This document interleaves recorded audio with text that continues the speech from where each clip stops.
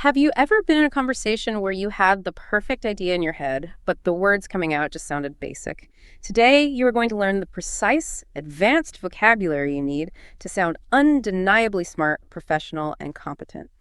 Today, we are diving into exactly 65 advanced English elements. We have broken this down into 20 descriptive adjectives, 10 powerful verbs, 10 sophisticated nouns, 10 precise adverbs, and 15 tricky irregular verbs.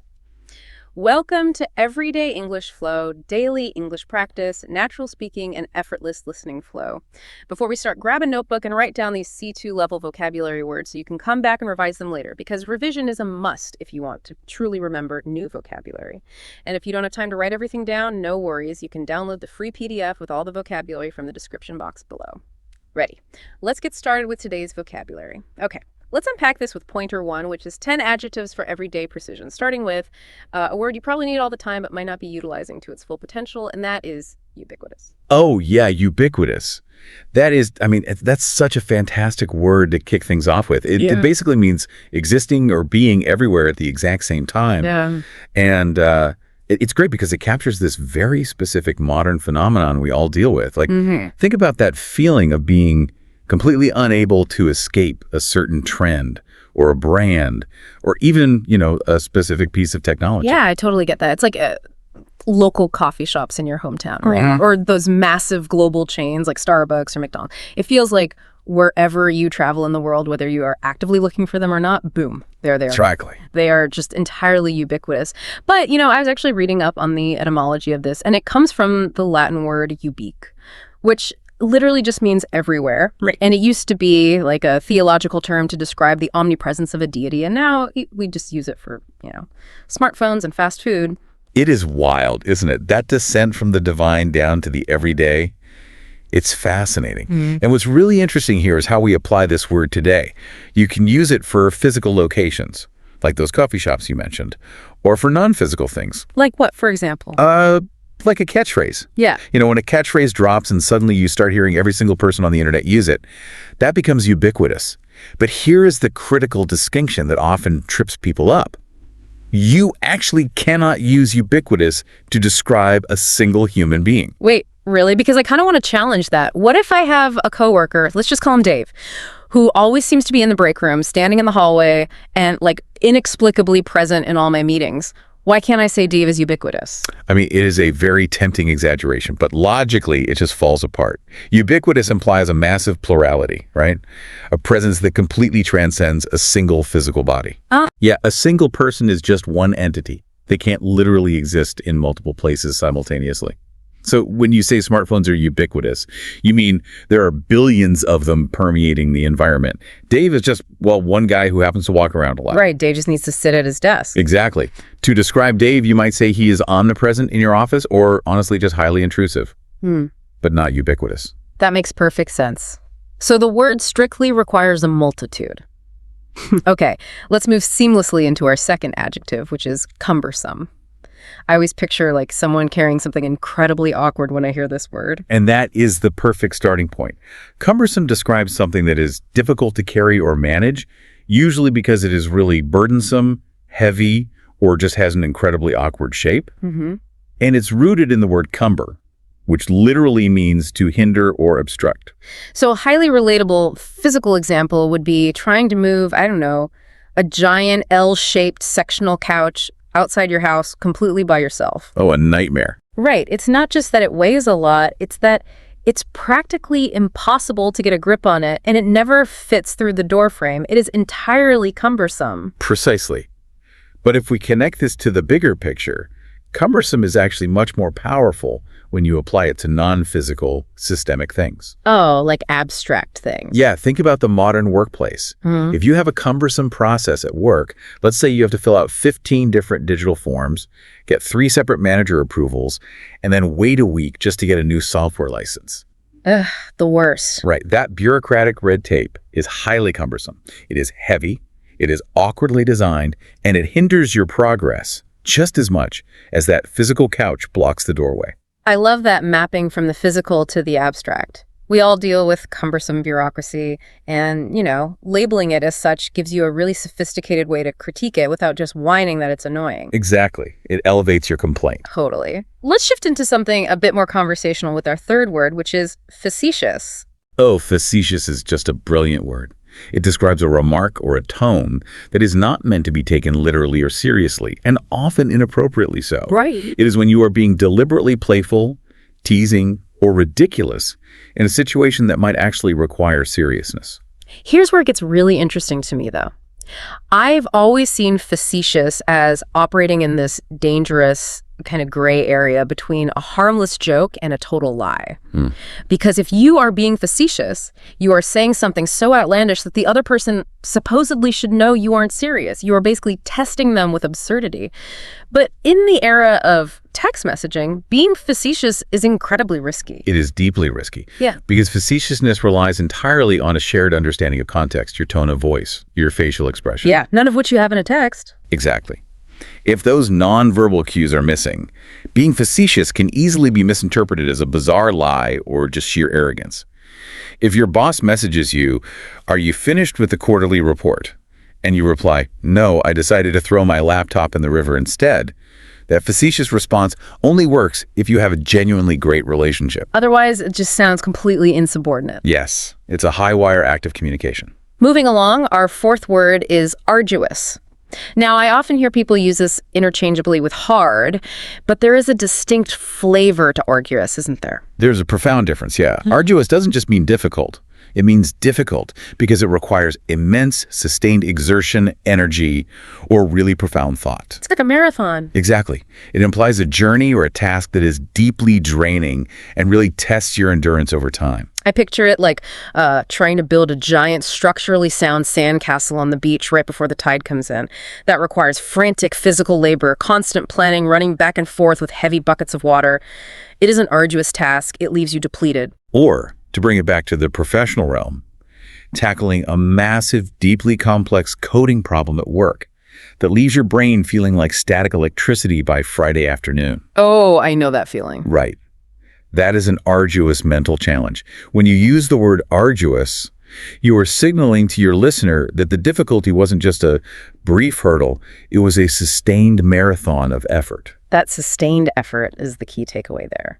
Okay, now for number 5, we have a word that deals heavily in social dynamics, which is presumptuous. This is one of the most useful words for navigating human relationships, honestly. It means showing little to no respect for boundaries by doing something you simply don't have the right or permission to do. It is overstepping your bounds. Like walking right into a friend's house without knocking just because you've known them a long time. Exactly. And the psychology behind this word is really fascinating if we break it down. It literally contains the root presume. Right. It is all about the internal assumption that social rules, interpersonal boundaries, or standard protocols somehow just do not apply to you in this specific moment. Oh, wow. For instance, assuming a casual, friendly coffee with a new colleague is actually a romantic date. That leap in logic, completely ignoring the standard social cues, is deeply presumptuous. You are presuming a level of intimacy or privilege that hasn't actually been granted by the other person. You are literally presuming too much, and it usually makes everyone around the presumptuous person incredibly uncomfortable. Always. So true. Our 6th word shifts us from social interaction to deep internal reflection, and that is pensive. Pensive describes a state of deep, often slightly melancholic thought or reflection. It is almost a dreamlike, disconnected state where someone has just tuned out the immediate physical world around them to focus entirely on their internal landscape. So if you see someone sitting alone at a cafe, staring out a rainy window without touching their coffee, maybe they are thinking about a close friend who is going through a tough medical diagnosis. Yeah, exactly. They aren't just casually daydreaming about what to watch on TV later. They are engaged in serious, heavy emotional reflection. They look pensive. The weight of the thought is what really makes it pensive. You aren't usually pensive about trivial things. The word implies a sort of quiet gravity. And honestly, in a modern world that demands constant, frantic attention to screens and notifications, being genuinely pensive is becoming somewhat of a lost art. It requires stillness. That is a beautiful way to phrase it. From stillness, we move to motion with our 7th word, which is circuitous. Circuitous literally means a roundabout way. It describes a route or a journey that is not direct. We have all experienced this, right?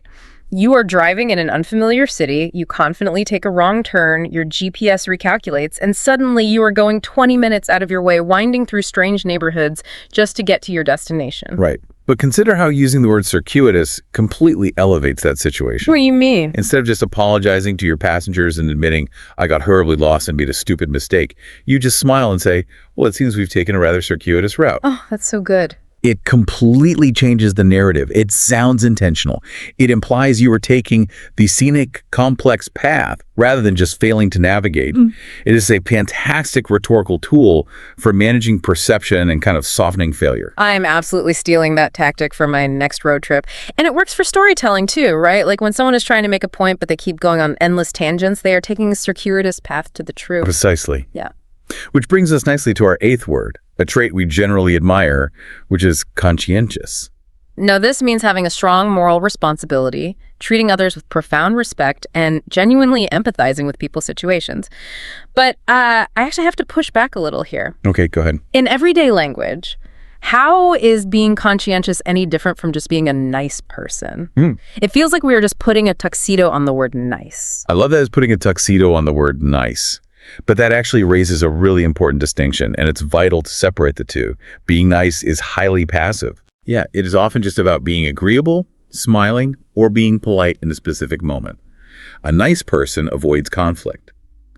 Being conscientious, however, requires active, deliberate cognitive awareness. In psychology, conscientiousness is one of the big 5 personality traits, and it involves orderliness, duty, and deliberate action. So it is like nice with a motor behind it. Yes, an engine of awareness. A conscientious person is actively scanning their environment, putting themselves in another person's shoes, and making proactive choices based on fairness and moral duty. I see. So a nice coworker might say good morning and smile at you. A conscientious coworker notices that you look completely overwhelmed with your workload, remembers you mentioned having family in town, and quietly reorganizes the shared project timeline to give you some breathing room. Oh, wow. Because they recognize it as the fair and supportive thing to do. Conscientiousness takes work. Niceness is just a baseline reflex. I love that. Conscientiousness is actionable empathy. Number 9 on our everyday precision list is meticulous. Meticulous describes paying incredibly close, painstaking attention to detail. It is leaving absolutely nothing to chance. If you think about like a master watchmaker or an architect being meticulous with their structural blueprints, they aren't just sketching, they are checking every single millimeter, every angle, ensuring absolute perfection because the margin for error is essentially 0. Exactly. And the nuance here is that meticulous is generally a very positive trait, denoting high quality and care. Right. Whereas a word like obsessive crosses the line into negative territory. Right. You want a meticulous surgeon. You definitely don't necessarily want an obsessive one. Great distinction. And our final adjective in this first pointer is convoluted. Convoluted means extremely complex and difficult to follow because everything is deeply intertwined, twisted, and tangled up. Like a movie plot that involves time travel, 6 different alternate dimensions, and characters who are secretly their own grandfathers. Yes. By the end, you have no idea who did what or why. The story is hopelessly convoluted, or honestly, the tax code. The tax code is the perfect example of convoluted. And humans often create convoluted systems intentionally. Really, why? Sometimes it is to hide flaws or to make it deliberately difficult for outsiders to understand what is going on. A convoluted argument in a debate is usually a glaring sign that the speaker doesn't actually have a strong core point, so they're throwing up a smokescreen of complexity. Which perfectly sets the stage for pointer 2, which is 10 academic and professional adjectives. These are the heavy hitters you want to deploy during high-stakes presentations, negotiations, and intellectual debates. Let's start with a really dynamic pairing. Germane and preposterous. Oh, these 2 words represent the absolute opposite ends of the relevance spectrum in any intellectual discussion. Okay, let's break them down. Germane means strictly relevant, closely related, and completely applicable to the central argument you are currently having. And preposterous. Preposterous means completely contrary to reason, nature, or common sense. It is utterly, laughably absurd. So imagine you are in a highly tense board meeting, debating the company's financial budget for the next quarter. The stakes are super high. Suddenly, someone chimes in with a wild, completely unrelated point about how they don't like the color of the new microwave in the break room. Right. That comment is not germane to the financial discussion at all. In fact, bringing it up when people are worried about layoffs is completely preposterous. That is the perfect professional dichotomy. As a leader in a conversation, you use these words to control the flow. You use germane to gently but firmly guide people back to the topic.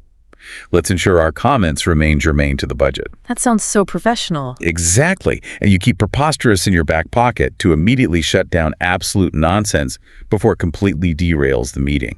Before we move to the next pairing, I need to share this with you all. If you'd like to support our work, please like and subscribe. It helps us to keep creating high-quality content and bring you even better lessons in the future. Now, moving on to our next pairing in the academic and professional space, we look at the spectrum of employee engagement with perfunctory and truculent. These words perfectly describe the two worst ways someone can show up to work. Perfunctory describes an action carried out with an absolute minimum of effort or reflection. Just dialing it in. Exactly. It is doing something merely out of routine, duty, or haste, without any real thought, interest, or feeling behind it. We have all been on the receiving end of a perfunctory apology. Like someone bumps into you, they don't even look up from their phone, and they just mutter sorry in a flat tone. Or the perfunctory customer service smile that doesn't reach the eyes at all, they're just going through the motion. But truculent takes that lack of engagement and actually turns it into a weapon. Ah, that sounds intense. Indeed. Truculent means fierce, cruel, savagely brutal, and aggressively hostile. It is a very dark, heavy word. So how does a word that sounds like it belongs on a medieval battlefield apply in a modern professional setting? Well, if we connect this to the bigger picture, think about how people react when they are backed into a corner. Think about politicians or powerful corporate figures who are suddenly caught in a massive scandal. Oh, I see where this is going. When the media presses them with difficult questions, they don't just decline to comment. They often lash out. They insult the reporters, they threaten lawsuits, they get fiercely defensive, and their tone becomes aggressively hostile. Wow. Yeah. That specific brand of defensive, combative hostility describes truculent perfectly. It is the aggressive posture of someone who wants to fight their way out of accountability. You can literally feel the heat and the danger in that word. Next up, another fascinating pair, austere and capricious. These feel like they describe entirely different philosophies of life. They absolutely do. Austere means severe in manner or appearance, uncompromising, strict, and completely without excess, luxury, or ornamentation.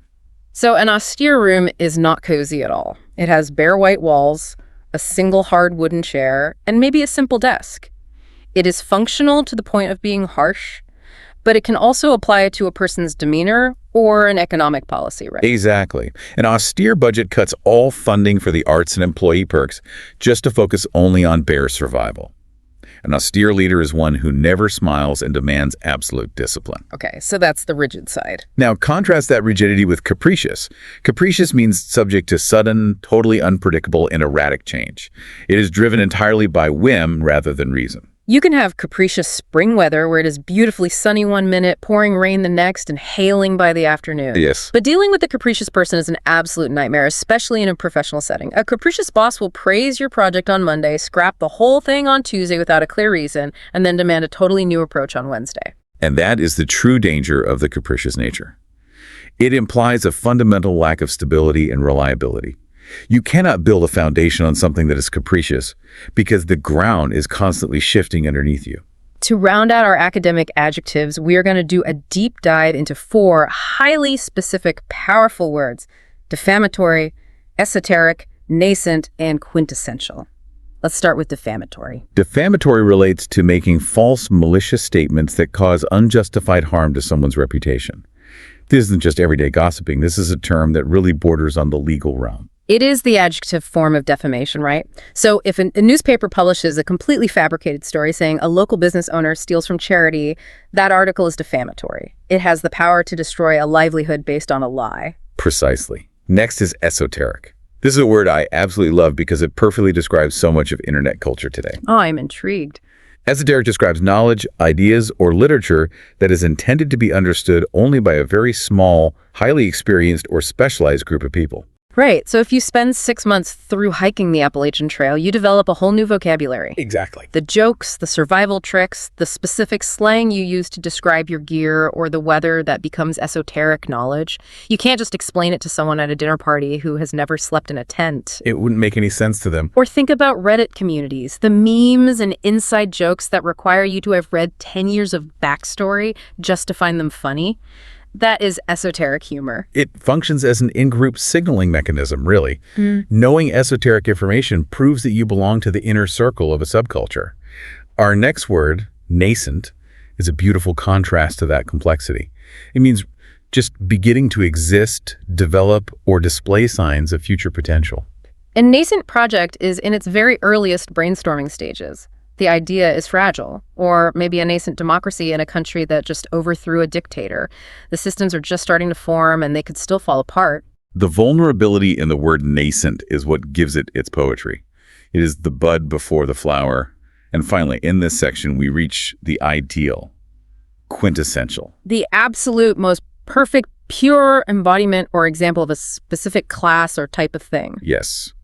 When you use the word quintessential, you are telling your audience that they don't need to look any further to understand a concept. Okay, give me an example. Well, if you want to explain the concept of a classic 1950s American diner to someone who has never been to the U.S., and you find a place with black and white checkered floors, red vinyl booths, neon signs, and the jukebox playing rock and roll, that is the quintessential diner. Yeah. Is the platonic ideal of that thing. Brilliant. We have set the stage with descriptive adjectives, but now we need to put things into motion. Let's step up the energy with pointer 3, which is 10 powerful verbs to command a conversation. Verbs are everything. Verbs are the engines of our sentences. They dictate the action. If your verbs are weak, your ideas are weak. We are going to upgrade your engine, starting with the duality of admonish and advocate.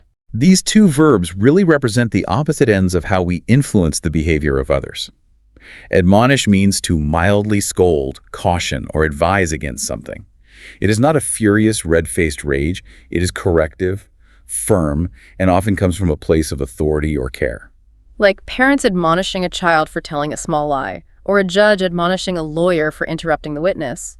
It is a warning to course correct before things get worse. Exactly. You admonish behavior you want to stop. On the flip side, advocate means to speak or write in favor of, to recommend publicly, or to show very strong support for a cause or policy. You don't just like a new environmental policy, you actively advocate for it. You put your energy behind it. So you admonish the negative and you advocate for the positive. Our next pair of verbs deals with how we react to adversity. Bemoan and compel. Bemoan means to express deep distress, grief, or to complain heavily and persistently about a situation. So, picture standing at the airport terminal. The board flashes red, your flight is canceled, and you are stuck for 12 hours. You stand there with the other passengers bemoaning the incompetence of the airline, bemoaning your terrible luck, bemoaning the loss of your vacation day. It is entirely passive. Now, contrast that with compel. To compel means to force, drive, or relentlessly urge someone to do something, either through physical force, moral pressure, or sheer charisma. So what does this all mean when we put them together? It's the fundamental difference between victimhood and agency, between whining and leading. Exactly. Bemoaning is just passively complaining about your reality without changing it. Compelling is taking active steps to force a new outcome. If you want to truly command a conversation and be seen as a leader, you have to stop bemoaning the circumstances and start compelling others to take action. That is a fantastic insight into the psychology of language. Leaders use verbs like compel. Followers use verbs like bemoan. Moving directly into the high-stakes corporate and legal world, we have embezzle and extol, two extremes of professional behavior. Embezzle is the fraudulent, deeply illegal act of secretly stealing money or property from a company, organization, or person who trusted you to manage those exact funds. It is a betrayal from the inside. It is the classic white-collar crime. It isn't robbing a bank with a mask. It is quietly altering the spreadsheets over 5 years to siphon millions into a private account. Hopefully none of our listeners ever have to use that word at work in a practical context. Let's hope not. On the brighter, much more positive side, we have extol. To extol means to praise highly, to laud, to elevate through speech. It goes so far beyond just saying something is good or nice. If you were asked to speak at a retirement dinner for a beloved mentor, you don't just say they were a good boss, you extol their virtues, their patience, their brilliant leadership over the decades. Or you might stand in an art museum, completely moved, and extol the genius of a stunning piece of modern art. To extol is to lift the subject up into the light with your words. Beautifully stated. Now, we arrive at what might be my absolute favorite grouping of the entire deep dive. Let's look really closely at impugn, obfuscate, placate, and repudiate. These 4 words are heavy artillery. What's fascinating here is how perfectly these 4 verbs map out the ultimate hidden architecture of political debate and corporate crisis management. If you watch any Sunday morning political talk show, you are watching a masterclass in these 4 verbs. Let's break them down. First, impugn. Okay, impugn. It means to challenge something as false or lacking integrity, specifically casting doubt on someone's character, motives, or honesty. So in a debate, if my opponent suggests a new tax plan, I don't just say the math is wrong, I impugn their motives. I say, the only reason you are suggesting this tax plan is because your biggest donors will profit from it. I am not just debating the policy, I am actively impugning your integrity. Exactly, it makes it deeply personal. Now, when the opponent's integrity has been impugned, what is their defense mechanism? They might use our second verb, obfuscate. Oh, I love this word. Obfuscate means to intentionally bewilder, confuse, darken, or muddy a situation, so the public cannot understand the clear truth. This is the classic politician pivot. A reporter asks a direct question. Did you take money from that donor? And instead of saying yes or no, the politician spends 5 uninterrupted minutes obfuscating the issue with heavy legal jargon, unrelated economic statistics, and historical anecdotes. Right. Until everyone in the room has a headache and has completely forgotten the original question. It is a verbal smokescreen. But if the obfuscation fails and the public or the shareholders get really angry, the leader might transition to the third verb, placate. To placate means to appease or pacify someone by yielding, giving up a small concession, or making apologetic gestures just to calm the immediate rage. Okay, fine, we hear your anger. To placate the employees, we will cancel the new parking fee and offer free bagels on Fridays. They don't actually fix the core systemic issue, but they throw a crumb to placate the mob. Precisely. But if they refuse to give in, if they decide to dig their heels in and fight, they use the final verb, repudiate. To repudiate is a confrontational, total rejection with intense disapproval. It is refusing to acknowledge something as valid or binding. You don't just say no. You repudiate the entire premise of the accusation. You say, I completely repudiate this sham investigation. I reject the authority of this committee, and I will not answer another question. It is powerful, aggressive, and leaves absolutely no room for negotiation. These 4 words, impugn to attack, obfuscate to hide, placate to pacify, repudiate to destroy. They are the 4 pillars of public relations survival. Once you understand these verbs, you will never watch a news conference the same way again. You see the mechanics right behind the spin. Absolutely. Okay, let's keep building this intellectual architecture with pointer 4, which is 10 sophisticated nouns for complex concepts. Verbs are our engines, but nouns are the terrain we navigate. We start with 2 incredibly famous phrases that are essential for adult conversation, quid pro quo and catch-22. Quid pro quo consists of 3 distinct Latin words. It literally translates to something for something.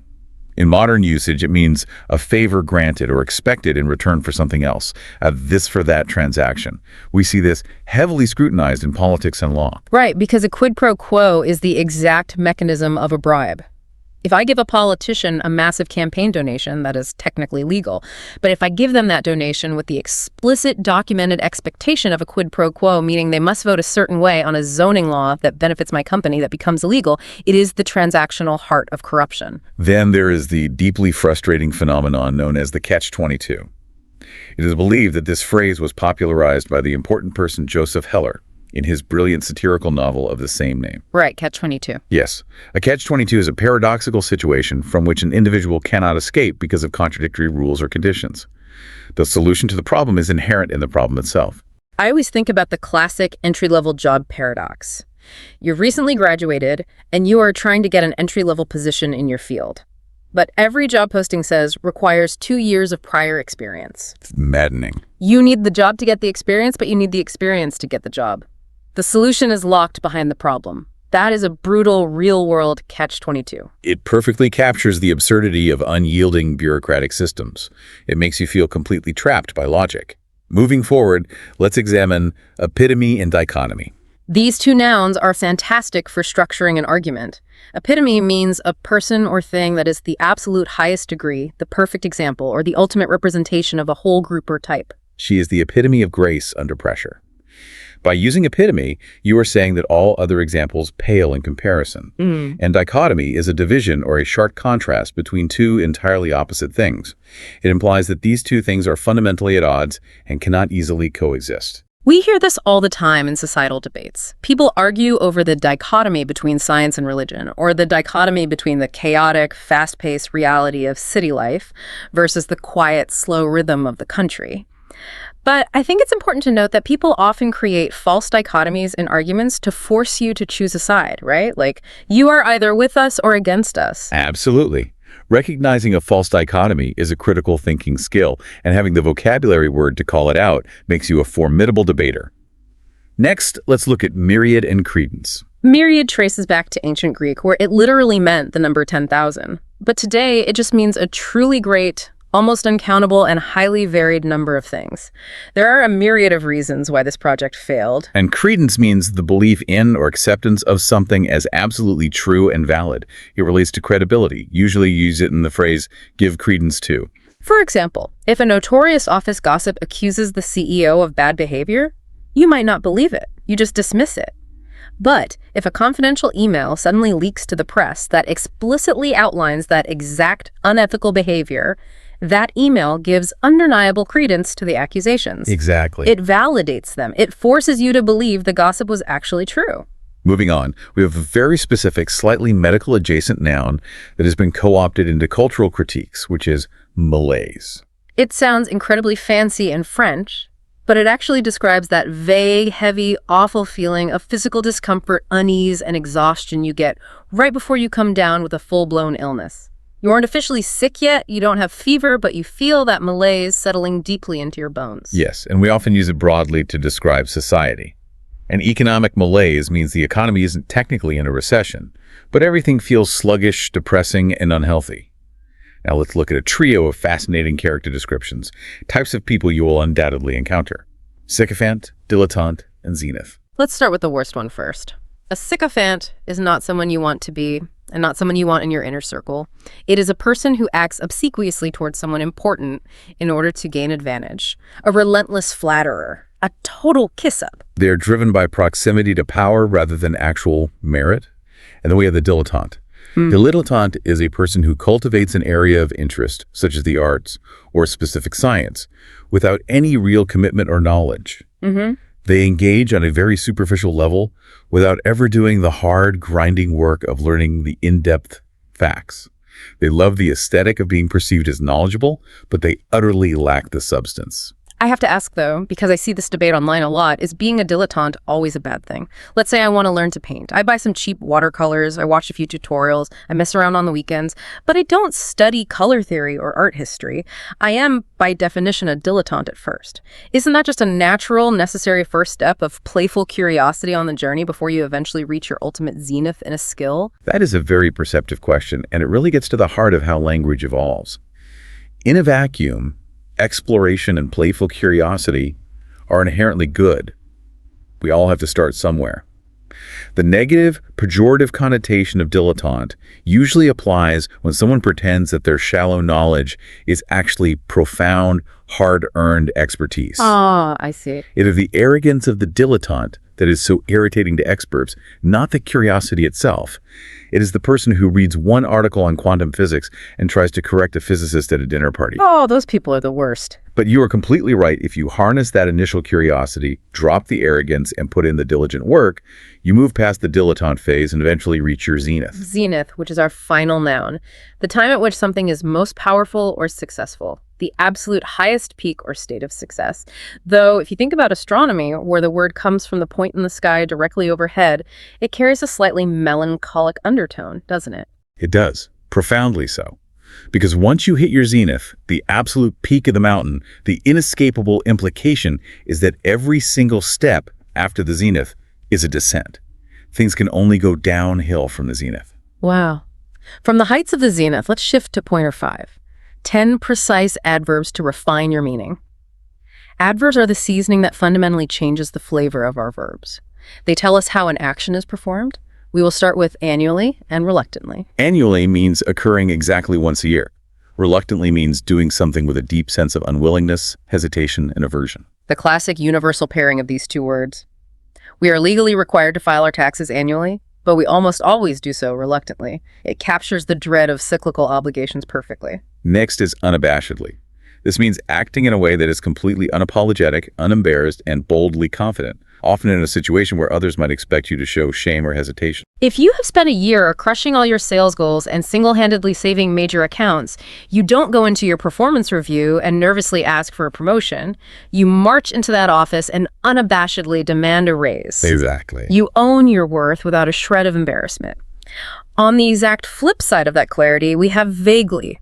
It means in a way that is uncertain, indefinite, or not clearly expressed.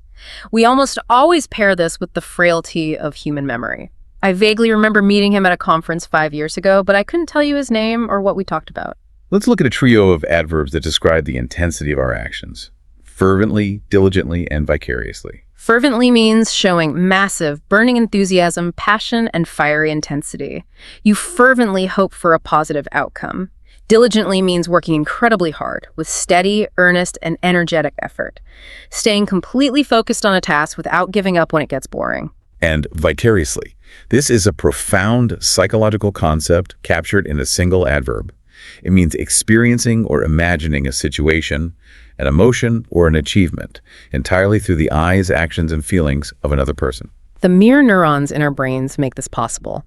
If I am stuck in a windowless cubicle doing a boring data entry job, but my best friend is backpacking through the Swiss Alps and sending me incredible videos, I might text them, "Keep sending pictures. I am living vicariously through your travels right now. I feel a shadow of their joy." It is an incredible human capacity.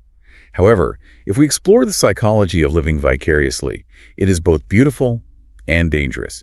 It is most famously dangerous in parenting. How true. Parents often live vicariously through their children, pushing the child to aggressively pursue sports or careers that the parent abandoned or failed at in their own youth.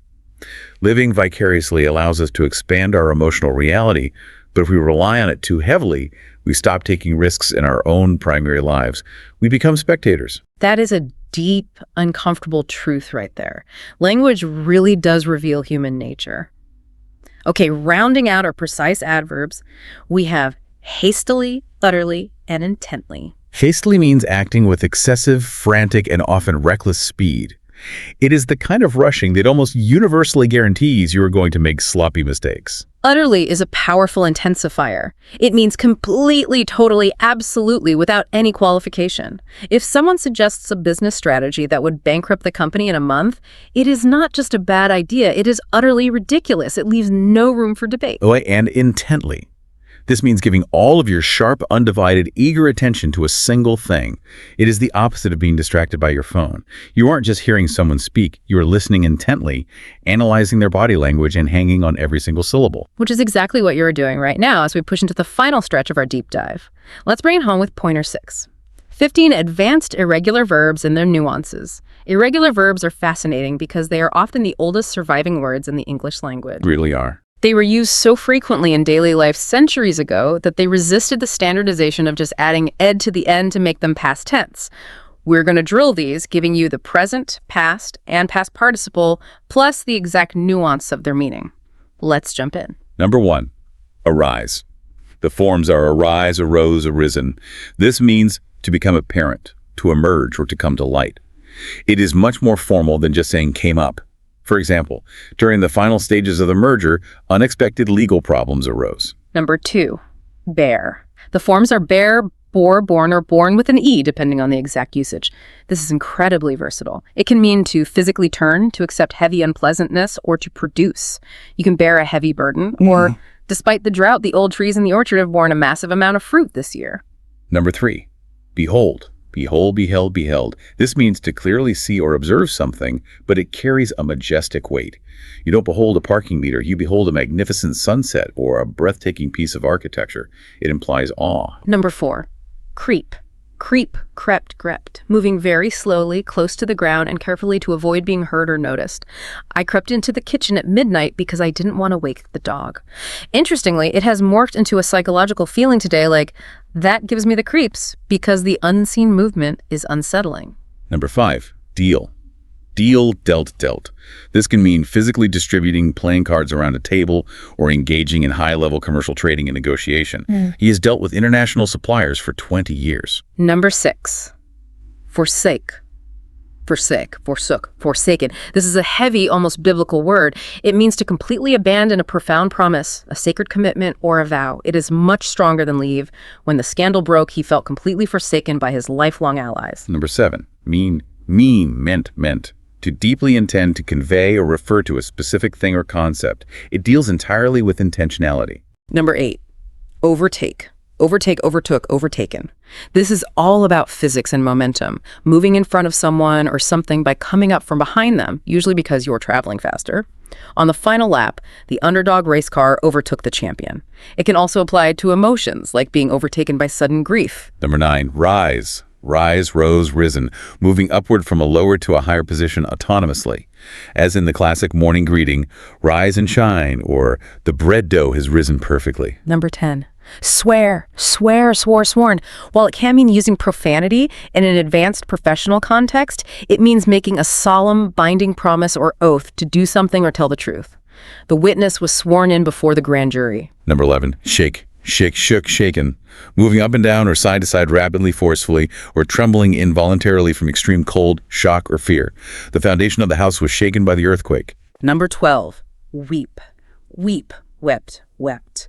This is critical. This is not just casually crying during a sad movie. Weeping is shedding deep, uncontrollable emotional tears. It involves the whole body. It is a severe, profound expression of grief that goes far beyond just tearing up. Number 13. Withdraw. Withdrawn. The act of strategically removing something. Taking money out of an ATM, cutting military troops out of a combat zone, or formally taking your own name out of consideration for a political race. Quote, after the polls dropped, the candidate withdrew from the election. And now, as promised, here is your bonus at the end. We must master the final 2, highly confusing irregular verbs. These are the ones that trip up even native speakers constantly. Lie versus lay. Let's start with lie. The forms are lie, lay, lain. Okay. This means assuming a resting horizontal position with your own body, you are doing the resting. For example, I felt incredibly sick yesterday, so I lay in bed all day. Do not confuse this with the regular verb lie, which means to tell an untruth, which goes lie, lied. The past tense of the resting lie being lay is what destroys everyone's grammar. So what is the counterpart to that? What is the verb lay? The verb lay requires a direct object. The forms are lay, laid. This means to deliberately put an external object down, or to prepare a surface. You are doing the action to something else. I get it. You lay the groundwork for a massive project, or you lay the baby gently on the bed. You cannot lay down to take a nap. You lie down. You lay a book down on the table. Lie is for yourself, lay is for objects. That is the clearest, most practical explanation of that rule I have ever heard. No more second guessing. We have covered massive ground today, upgrading your vocabulary to give you unparalleled precision. Before we wrap up, write feel. I am consistent in the comment box. Write feedback and which kind of topic you want next video. If you enjoyed this podcast, there are many more podcasts on my channel. Go check them out. Focus on language learning, speaking, and listening. Focus on B2 level English learning. And I will remind you again, if you'd like to support our work, please like and subscribe. It helps us to keep creating high quality content and bring you even better lessons in the future. Language is the ultimate tool of influence. Consider this.